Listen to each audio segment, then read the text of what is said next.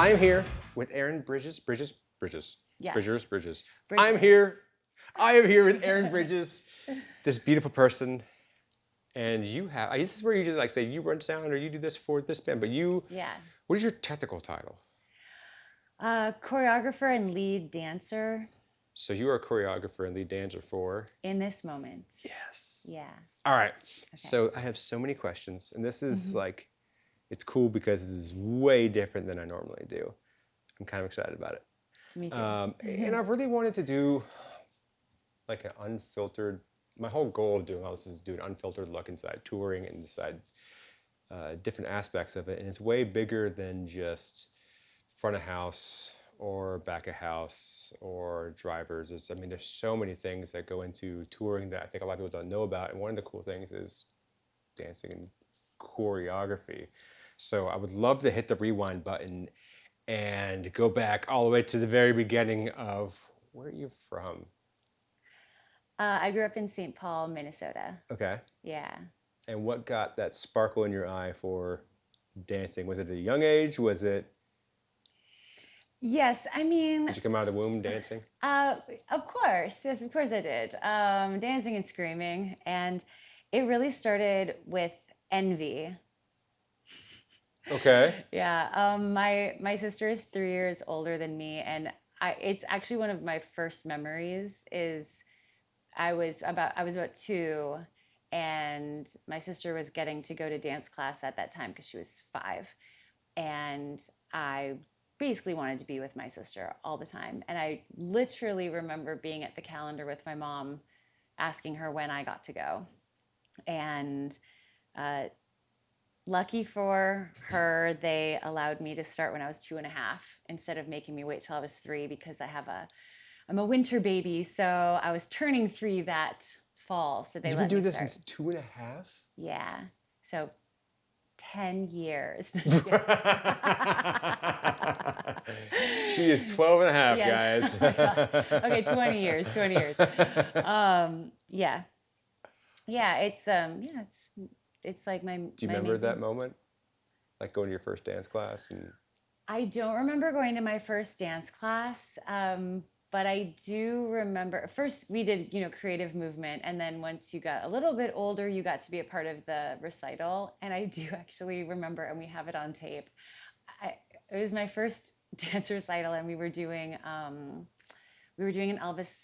"Don't Be Cruel" by Elvis Presley. I had like my poodle skirt and my little pink fluffy shirt, and we literally have it on video of me letting the girl, she was either next to me or in front of me, like I was letting her know her spacing was off. oh gosh, I wish we Nicely. could get footage for this. This would be amazing. Yeah, I mean, I can maybe still find it and get it to you because I know we have it.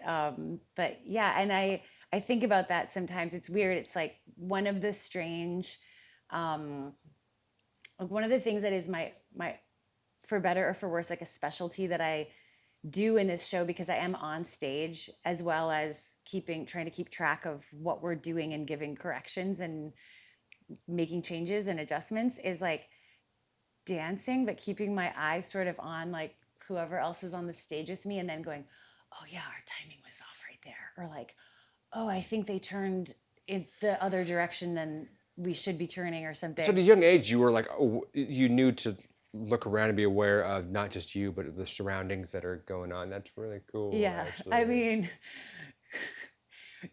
yeah, put in the right place, it's cool. In the wrong place, it's like, leave me alone. Let Sure. me dance to the beat of my own drum, you Yeah. know? But it serves its purpose Yeah. here. Okay, so you went to doing recitals Hmm. as Elvis, I mean, or as yeah, as a poodle El- protocol. Yeah, to Elvis. Yeah. so going through. I'm assuming you kept this up through middle school and in high school Yeah, and I through. danced actually. I never stopped. I've never stopped dancing except for one time where I had an injury for about a year. But I did dance and theater and choir all through high school, and then I went to Carnegie Mellon for theater after high school, and I continued dancing in the musical theater department there, as well as doing all of the like additional projects and outside of the theatrical department. They had elective things where we got to work with people in other departments in the school. And then also within the theater department at Carnegie Mellon, they have something called a dance light project, where it gives the lighting designers an opportunity to work creatively with something other than lighting for a theatrical play.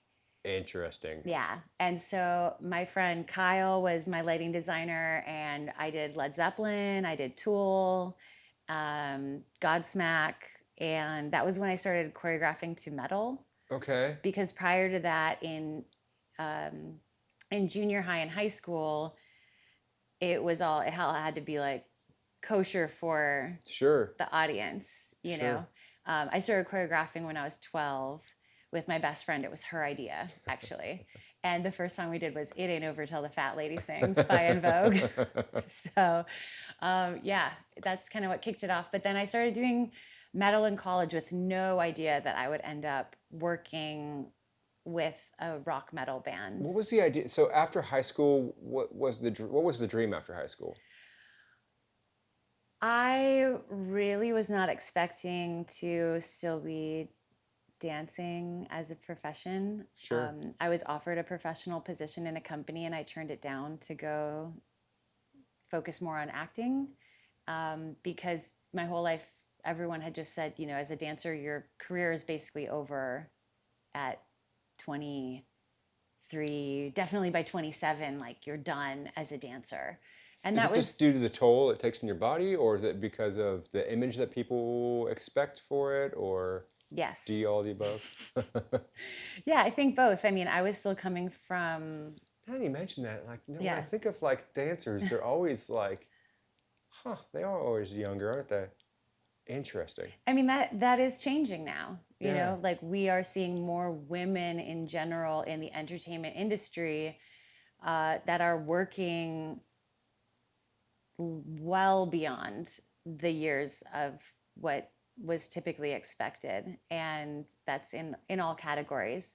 And there are a lot of female producers out there that are working on projects that have roles for older actresses. And we had Tina Turner. She was killing it till the very end. Cher right now, she looks incredible. And we see it in the male category as well.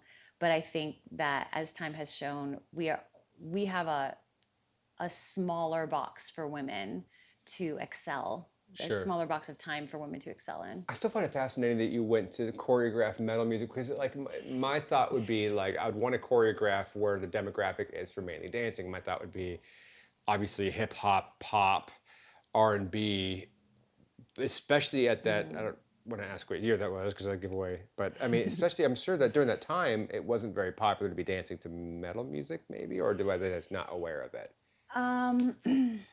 Or choreographing to, other than music videos. I was the only one choreographing to that music. There was, but the thing is, the university that I was at, they have people who excel in like all different departments. Is that going to be an issue for our sound? Okay, cool.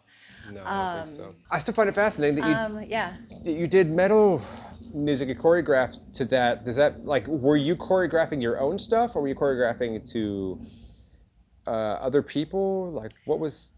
Okay, so the Led Zeppelin piece that I did it kind of in combo in a style of Bob Fosse, which was really fun. I choreographed a trio for men. I wasn't in it at all, and that was really great. And I wanted to combine like a style from a different era with music that I really liked. Yeah. And then when I was doing Godsmack and Tool, it was kind of like a combination of like modern jazz, lyrical, and everybody actually, like a lot of engineers and computer science majors, they listen to metal music. And one of my friends who was a computer science major, they would listen to Tool just endlessly while they were doing programming. And I realized, to me, it's again, it's like opera, it's like classical music when you have really good metal Sure. and rock music. It expresses as all good music does, no matter what Yeah. genre you're in, like something beyond that is emotive, in Sure. my opinion. Now you're now choreographing metal music, and now fast forward me a little bit. Like, I'm assuming that plays a huge role into the role that you're plays a huge role into the role.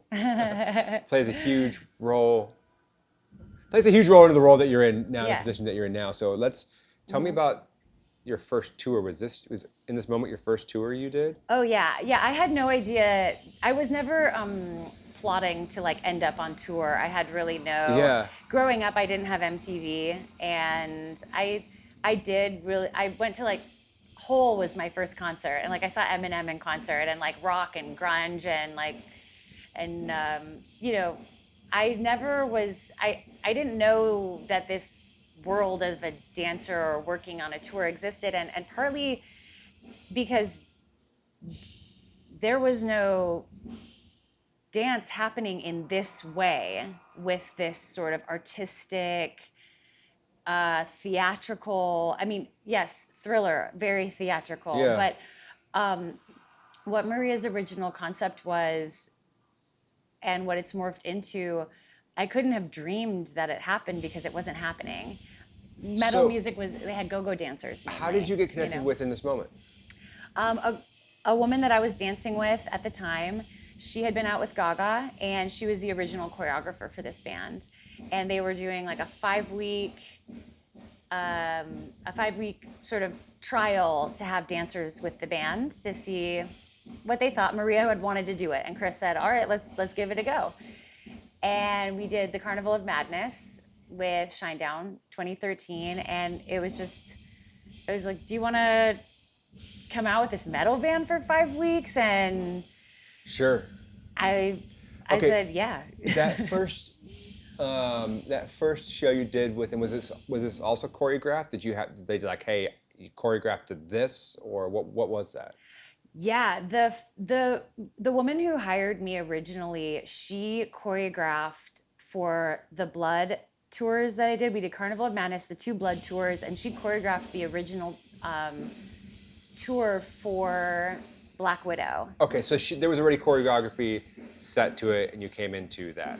I came in with her as the Got first. it. We were the first two dancers, and Got it was it. the only time that we've had completely our own hair. Actually, like she has the black bob, and I have a blonde bob.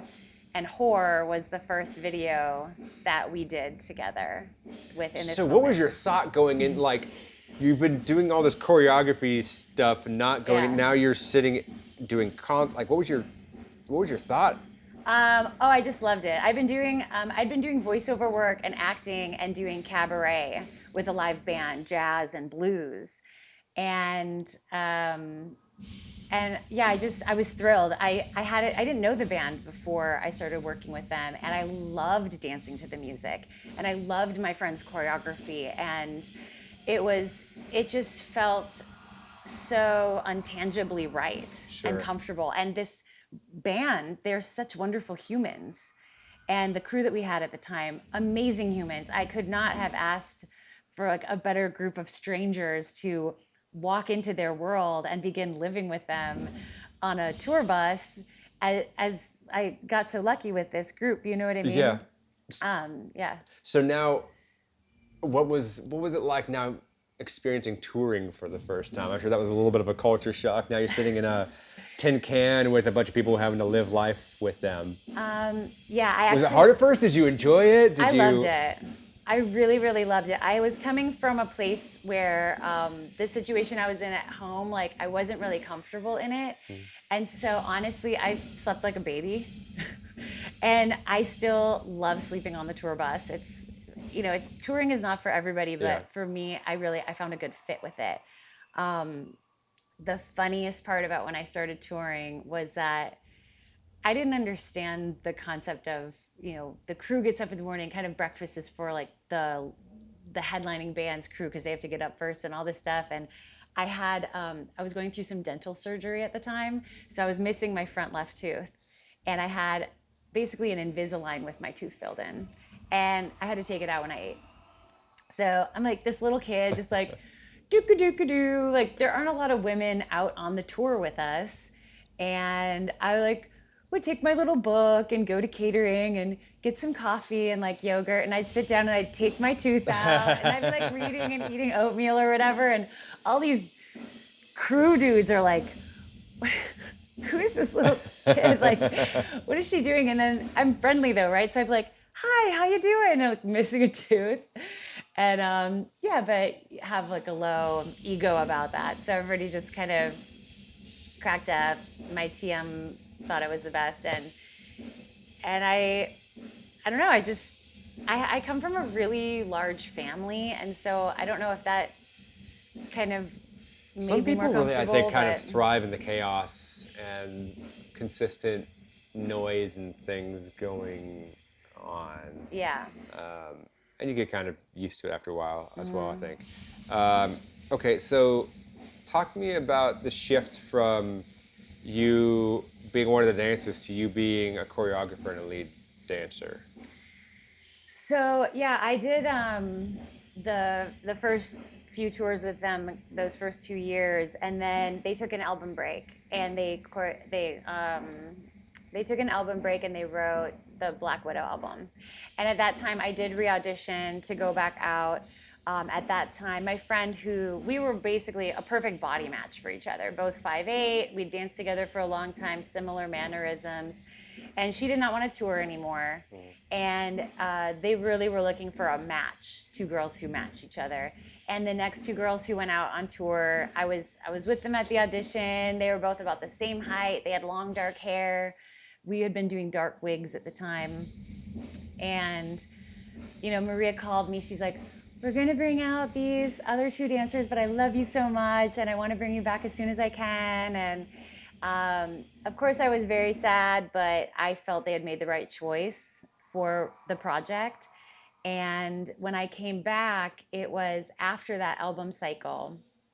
And at that time, my friend was no longer choreographing and had not been for, I think, the last like half of that tour cycle. They'd gone through a few rotations of dancers. They had reached out to me to come back, and I'd been unable to.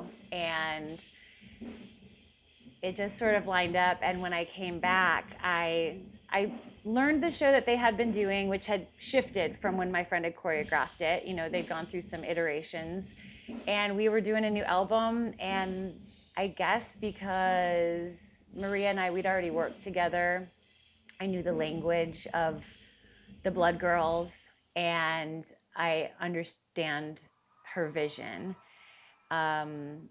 We started collaborating and redeveloping the show at that point in time in 2017. And I think that was the Ritual album. Ritual and then Mother, I think is the order. But yeah. So I don't know how much this you could talk about or not, so feel free to pass through it if you want to. But in Yeah. terms of, I'm kind of curious about the process of a new song comes out. You guys are now going to go from studio to stage and we go from audible to visual. Is it more of, does she come to you with an idea and how she wants it to kind of go, and then you kind of run with that? Is there a lot of working back and forth, or you just kind of come up with something, present it to her, and it's kind of like the voice of like, no, yes. Maria and I have a lot of back and forth throughout the year, whether we're on the road or working on anything specific or not. We both get inspired by some similar things and some different things. And sometimes I'll see things that I think she might resonate with, and so I'll send it to her. And as we go along with that, when she gets inspired by things, she'll send that to me so that I can kind of see like what she's thinking. And then once we get closer to coming up with what's next, she will send me, okay, this is the song we're going to be doing. And sometimes it'll be artwork that she'll send me. Sometimes it will be a certain style of choreography, or it'll be like a lighting installation, something that is inspiring her, that represents the vibe of this song, or or some mood that is involved, or sometimes it'll be, you know, I won't say exactly what things are, but like imagine she sends me a video of a giraffe and is like, when you guys enter the stage, I envision it being this majestic Yeah. flow. So I'm like, okay, so that's the character we have, is like we're Yeah. coming out, this is where our power is coming from for this one. And then as we're developing the number, that's my reference for how I choose things to then present and get feedback from her about Yeah, if it's it's so cool that like I have been blown away by this show. Sorry to yeah, interrupt no, you. please. That it is, um, it's so theatrical what you do, and Maria is kind of a genius Yeah. behind. Not kind of, she is a genius behind what she does, and it's totally different from any other show you go to, and you're really experiencing a whole theatrical. I don't know how to put it. It's an experience rather than just going to a show and watching people perform for it. So it's really cool to see and to hear about that process of going from her, because I can't even imagine going from writing a song and then taking that what is sometimes emotions or feelings, and now how do you transcribe that into actual dance? And it speaks a lot to her and also to your ability to be able to read in that relationship with that you guys both have, to be able to take ideas and concepts and themes and put them into a practical application that looks like what she wants. That takes a lot. I attribute to her and also to you to be able to do that. It's really really cool to sit and watch that. It's pretty freaking awesome, honestly. Yeah, Um, thank you. so it's especially going into like there's a lot that goes on tour and a lot that goes on a stage. To add that whole entire theatrical portion of it is not an easy task. It's way easier to go up there and play some songs, put an LED wall and put some pyro and some cryo out there. Now when you add extra people on stage, not just extra people, but dancers and theatrics, it's Yeah.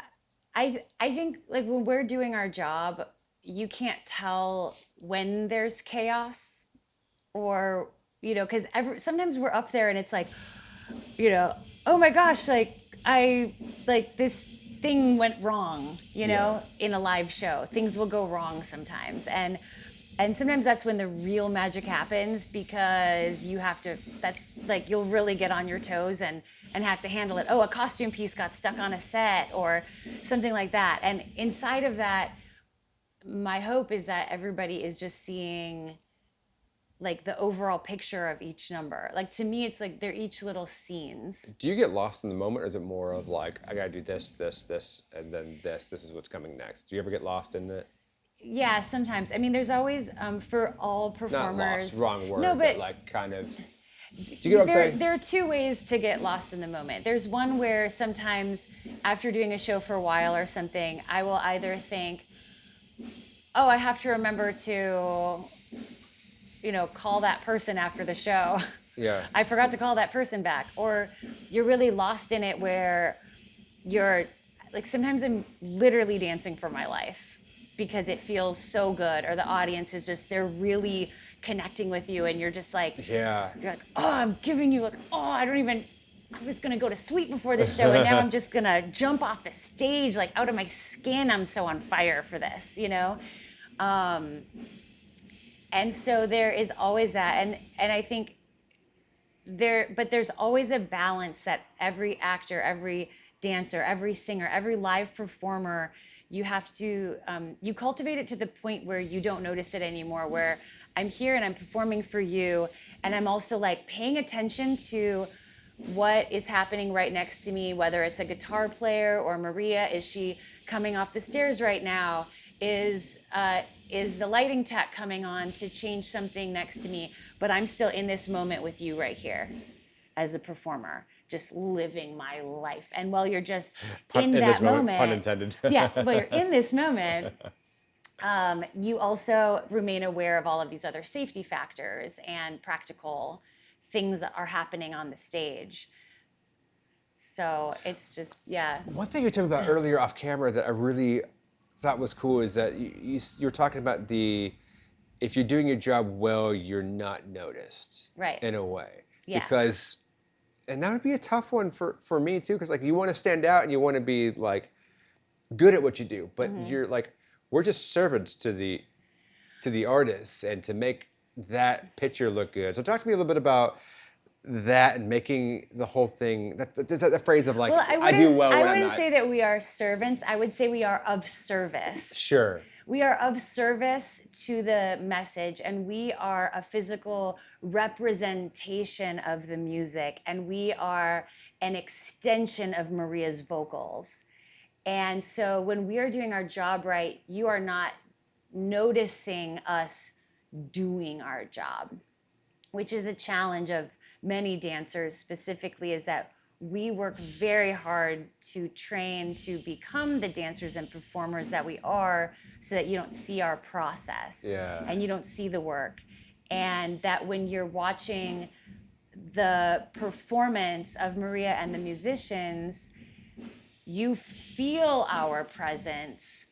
You aren't distracted by what we're doing. And we become an enhancement, just like the lights are that for a show, you know? We are an extension of the mood and the message. There's something that there's something you guys do amazing at, and I'm kind of curious to. I was stretching. Oh, It's a weird dancer habit. We're like, just randomly, just. you're like, it's fine. We're like, on the plane, just like, it's cool. I'm just going to get off the plane now. It's fine. There's something you guys do incredible at, and it is, and I'm kind of curious as how you do it. Like when I see it, I connect emotionally to your dancing, and it's not a. I don't know what the difference is from just maybe it's just doing a routine, but like when I see you guys, I feel it. I don't know. Walk me through that. Is it the music? Is it the lights? Is it you guys and the style of dancing, or is it D all of the above? Because I've seen dancing, and I've seen good dancing, but I've also there's a dancing you see that like, wow, that's like you're causing me to have some sort of emotion, be it good, bad, sad, scared. Like, what makes that? For sure, in a production like this, it is everything. I truly believe that it is every aspect of the show that becomes a part of the evocativeness that Evocative. Wow, that's. yeah, that I'm not playing happened. you in Scrabble. What? I'm never gonna play you in Scrabble or Wordle. Evocative. um, yeah, the mood is set from the top of the show. When the sound is on point, people are able to, and they aren't noticing, Yeah. when there's feedback or something's a little off. People are Yeah. distracted by that. But when the sound is really good and rich, the audience feels that. And the lighting is informative. The music is incredible. As a dancer, especially when the music is good, it makes my job so easy. And my job is so easy. When we go out there and, do our dance to these songs, I'm not fighting something that feels wrong. It feels something to me. So if it feels something to me, then that's the next step, to have it feel something to you. Yeah. And it's not just like I'm gonna get like quick and deep right now Do it. because we don't have to go too far down this hole, but I'm really influenced by a book by Elias Canetti Okay. called Crowds in Power. And Fascinating. Go on. yeah, if I've spoken to you about this personally, here I go again. But so he speaks about all different types of crowds and the effect that they have. And there is a small section towards the beginning of the book where he does talk about the concert crowd. And I feel enormously affected by the crowd and have an enormous amount of respect for the audience that shows up for our shows. So the idea is that what you're feeling, when you ask me about what you're feeling, it also is greatly affected by the other people who are in the audience with you. Are you guys sitting in a chair? Are you all standing on the floor together? How full is the venue? When all of these different factors are in play, it affects the experience as well for you as an audience member. And like I said, I won't go too deep into it, What I will say is that I am continually impressed and touched and honored to get to be an extension of this band, because our fan base is full of diverse, beautiful, expression filled people who, whether they are actually creative artists, which we have a lot of those, but people who I see at the show that are experiencing, they have thoughts and feelings and emotions, and they're connecting with everyone else there, having a similar yet individualized experience, and it's a safe place, you know. Yeah, I like that. I want to. I'm kind of fascinated about that book. Interesting. It's fascinating Huh. to me. So is it the book mainly about concerts or about No, no. just crowds in general, All different or kinds of crowds. Yeah.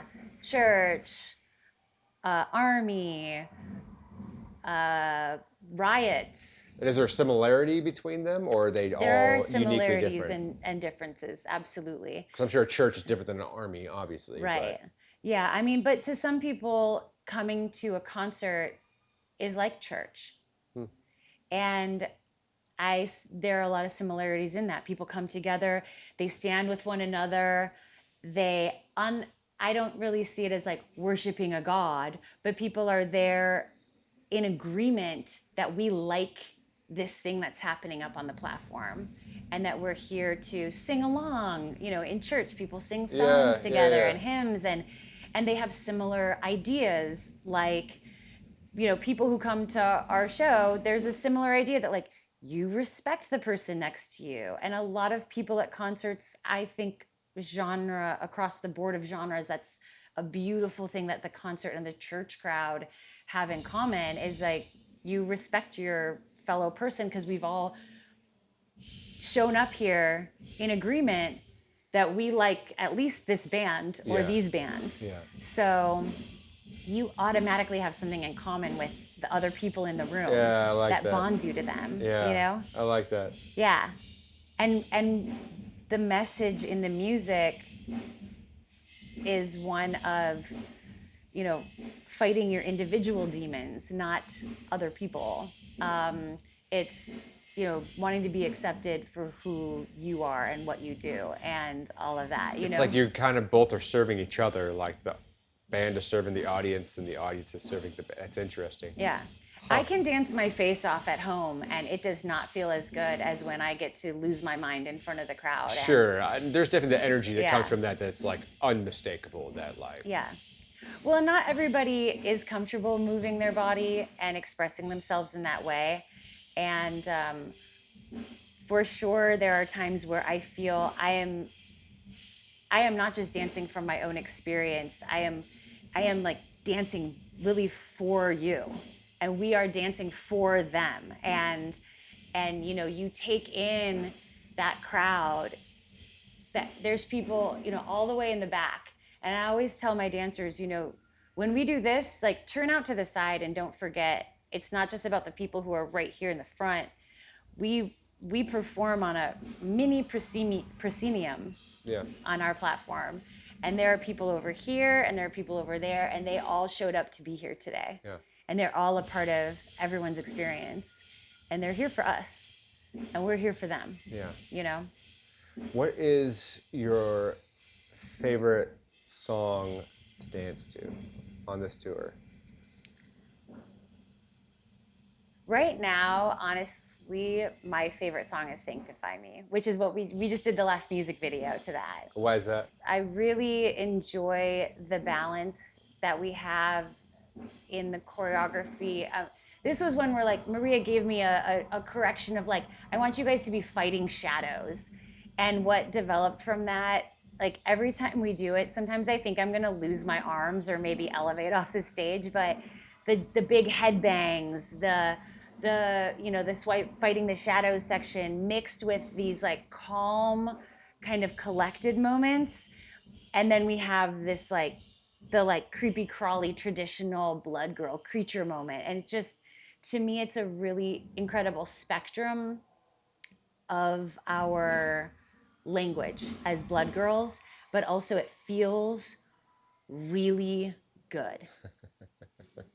Love It's that. like if you get to go out and shout something from the mountaintops, or like that movie Network, like I've had enough and I can't take it anymore. You know, it's like physically you get to just do that, and it feels incredible. And Maria's vocals are so insane on that song. It just, I don't know, to me, like it feels so good. Was there ever a time that Maria gave you a correction and you're kind of confused at it, but in the back of it, you're like, wow, I now see how incredible that decision was?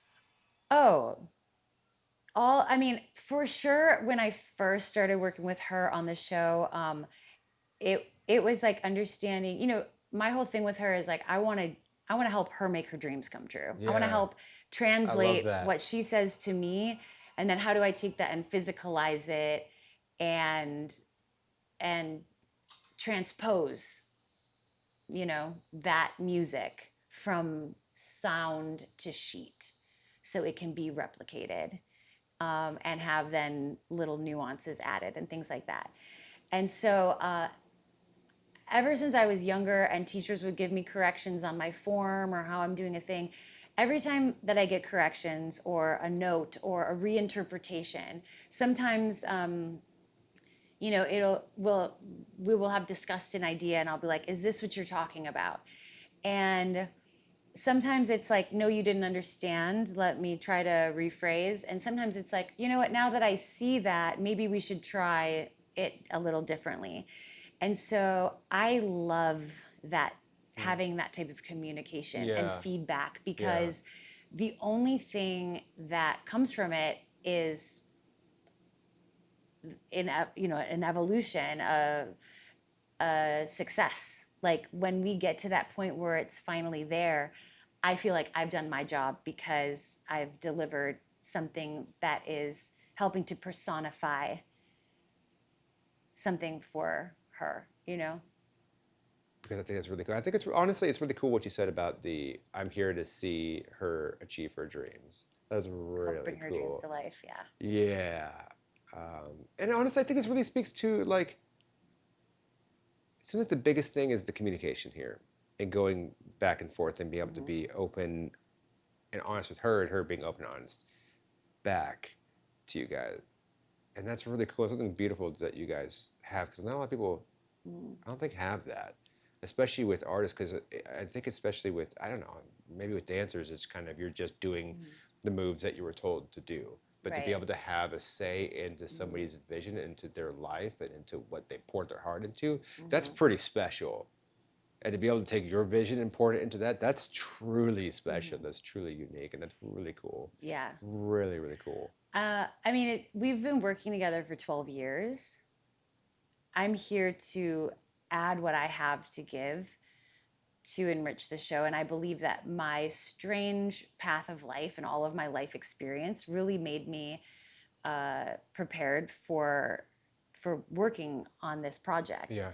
Um, but one of the things that I love the most about working with Maria is not only does she come up with incredible ideas, but she really knows what she wants and she knows what she likes, and she'll never let us go on the stage with something if she doesn't feel good about it, and that she's willing to. She's not one of the half-ass things at all. No, yeah, At no. all. And there are definitely times where she'll have an idea and I'll be like, "Oh wow, I never thought about doing that." Well, yeah, like let's let's make that work. And it's like, everybody will be like, "That's my favorite part of the show." And I'm like, "It's all Maria." Like like I just sprinkled some stuff on the side. Like I guess in that way, like there's mutual trust. Like I always know that she has a lot of thought that goes into what we're Mhm. doing. And am I really like she trusts me because we've built a repertoire with each other, and to be able to work with a human artistically that trusts your instincts and all of that, like that means a lot to me. Yeah. To be able to work with someone who has such a large vision and to be able to be a part of that, How you cool. know. If you could tell yourself one thing that first time you got in the bus, from knowing what you know now, what would you tell yourself? Yeah, I don't know. I don't know actually. I mean, there are things that I could have told myself uh don't worry, these people are gonna Hmm. love you, Yeah, you know? Um, that's good. or don't worry about don't eat the eggs in catering. No, I'm just kidding. Like I would have said that. Um, yeah, I know that there are definitely things about I have so many tour hacks that I've been working on, just like how do I get the biggest bang for my buck for nutrition or how to Yeah. sleep well on the bus and all of Yeah, I these would love things. to. Like, But what are some tour hacks that you have?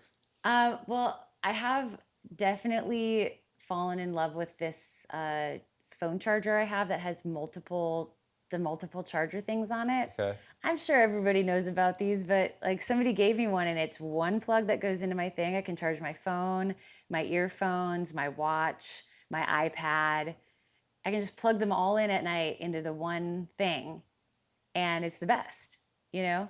Um, when I started touring, we all had DVD players in our bunks. I So, remember those stupid little things. yeah. My knees Um, hated those. yeah, we don't have to deal with those anymore. So that's good. Definitely bringing like my own fuzzy blanket and Mm. having a pair of warm socks and, you know, a book Mm.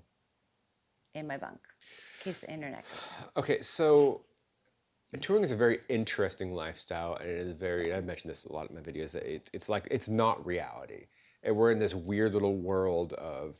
It's not, because it's people can get lost in it. Like Hmm. truly though, Yeah. of the um, being in a different spot all the time, and these people that you may not even see, but you see, they become family, get so used to it to where coming back to reality can be hard for people, and that Yeah. adjustment is hard, and they have a hard time basing reality and finding where reality is. How do you keep that sanity, and how do you keep reality, how do you keep grounded on the road and being gone this much? Or do you just love the chaos and thrive in it? I want to live here for the rest of your life. Yeah. I mean, to me, yeah, I guess because I don't see it as chaos. Like to me, it's problem solving every day, Sure. and it does keep you really in the moment, and it does keep you away from dealing with some of the things back home that then you go home and you're like, oh, I need to pay this bill, or Yeah. I forgot I need to take my car in for an oil change and things like that. And you do get to escape that. And if you don't have someone at home that's taking care of that stuff, that can be a little hard to juggle or jarring to get back to. Um, for me, being on the road is sometimes easier than being home. Um, Mm-hmm. Definitely, we get a high when we're out here. Yep. Uh, a lot of people don't stay on the road if they don't like being around people. Yeah. So, those of us who end up out here for a while, we get high from the interactions with each other. We get high from the crowd. Every town you go to, you're special. Mm-hmm. You're the special guest every day. Mm-hmm. Um, and then when you go home, there are all sorts of complications. Nobody needs you to do anything. Mm. Maybe they do, but maybe they Yeah. don't. It's different needs sometimes.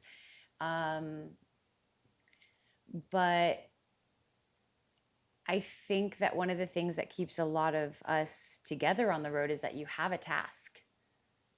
You have a group Shared of goal, people, yeah, shared goal. You have people that are shared counting on you. suffering. Yeah. Yeah. And so in that, like I feel like there's a lot of distraction that keeps you kind of, you know, disconnected from any like lows or things. Yeah. But at the same time, that can build up. And so on a longer tour, you're kind of like, when do I just want to go lay in my bed and cry?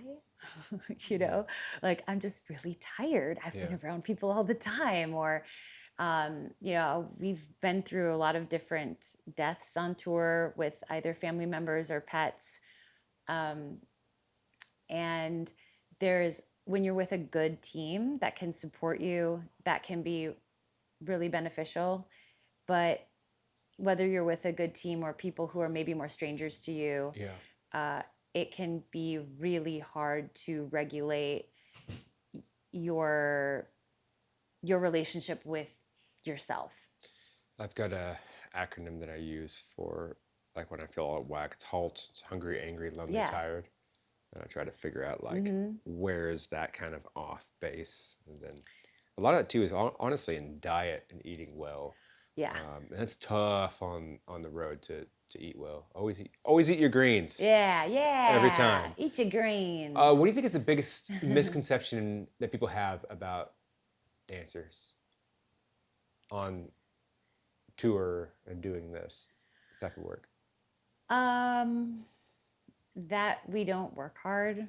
That what we do is really easy. In one way, having people think that what when we're performing, I don't want them to see us struggling, Sure, you sure. know.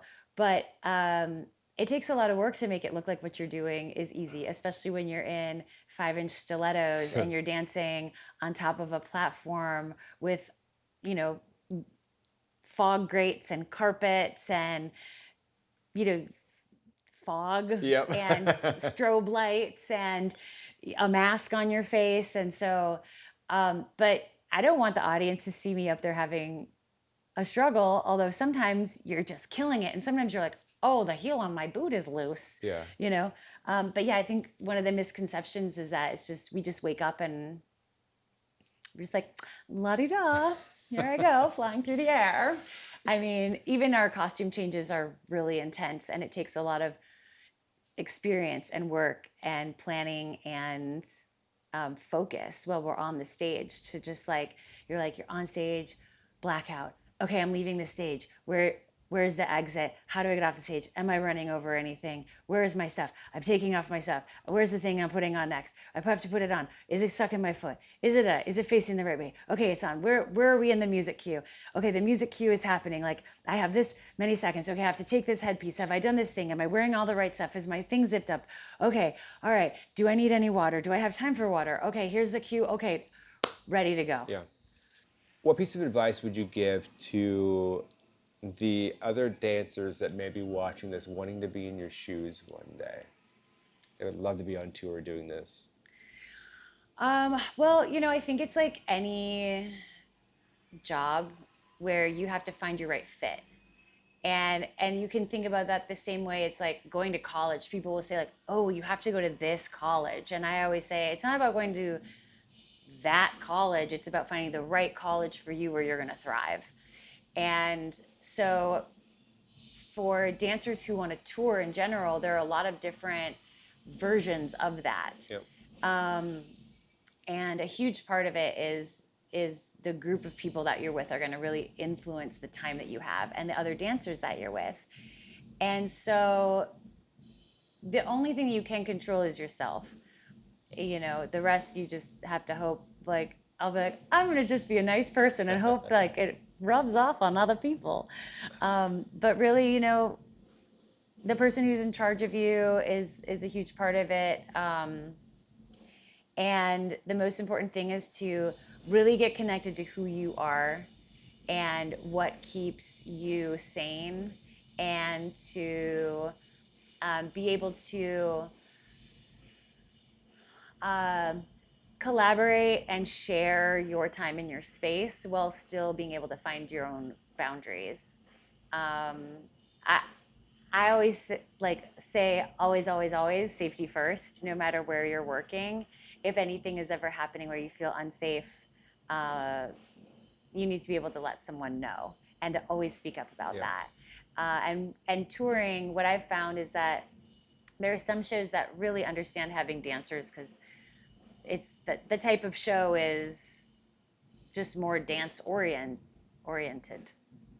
Um, if you're on a so you think you can dance tour, Yeah. they're Yeah. like, we're working with dancers. Yeah. And if you're not, you just have to be able to speak up for yourself and make sure that people know, what you need. Hmm.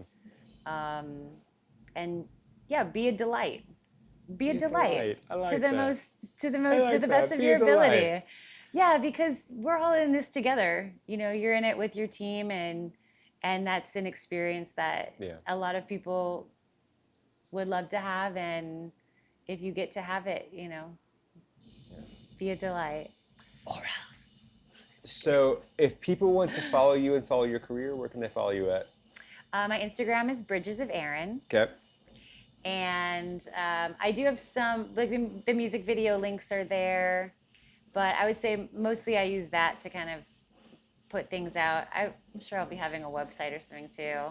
Um, but yeah, that's probably the main place. Or come to an In This Moment Yeah. show near you, Come to an In and This she'll be Moment on one of the show. stages, side of the stage left, stage right. This is going to be not only for showing me where my exit is, but making sure that me or one of my dancers cutting their foot or tripping or rolling a chord, you can like, I almost did it the other night. If anybody has videos of me stepping on chords and almost falling over, please send them to me. I love a good giggle.